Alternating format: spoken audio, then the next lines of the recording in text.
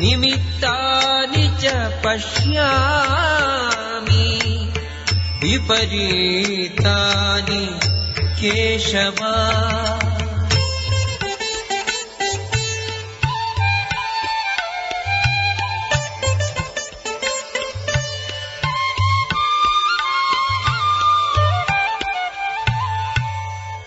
naca śreyosnupaśyāmi hatvā svajanamāhave.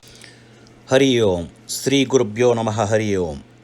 Sri Madh Bhagawath Gita, based on Pujya Sri Bananje Govindacharya's discourse.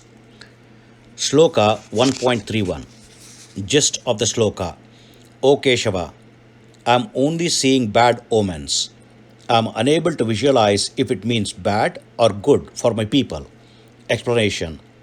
Even though the omens were known to Arjuna even before entering the battlefield, he now recollects them and tries to use it as a reason to convince Lord Krishna. Anxiety which has taken hold of Arjuna makes him use all his wit and reasons to achieve his objective. The world is interlinked in multiple ways.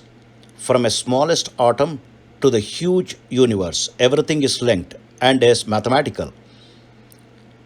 That is based on astronomy and astrophysics. This is the cause for the science of astrology, reading of omens, panchanga, that is almanac, etc., as they are all interlinked and can be deducted mathematically.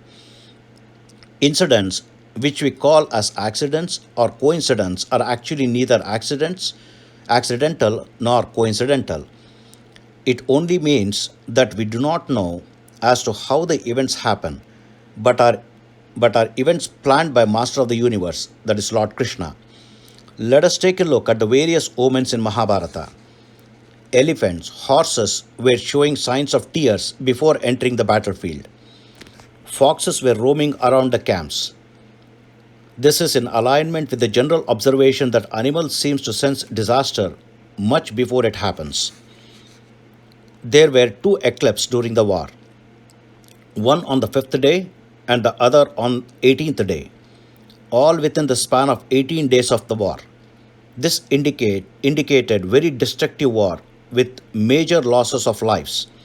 This in fact was mentioned to Emperor Yudhishthira by sage Vedavyasa much before, by indicating that the emperor's son Duryodhana would be cause of a major worldly destruction and loss of lives. Remembering all these omens, Arjuna addressed Lord Krishna as Keshava. Lord Krishna means one who has descended to earth to give joyfulness and strength. Keshava is split into three parts, Ka, Isha and Va.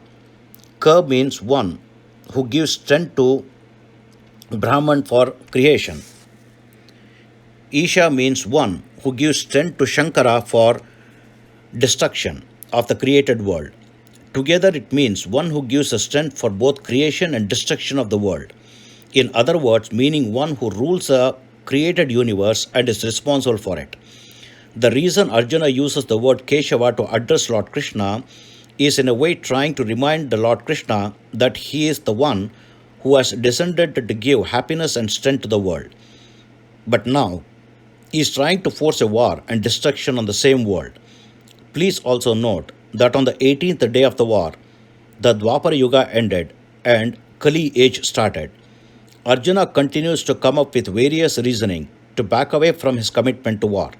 We see this in the succeeding stanzas.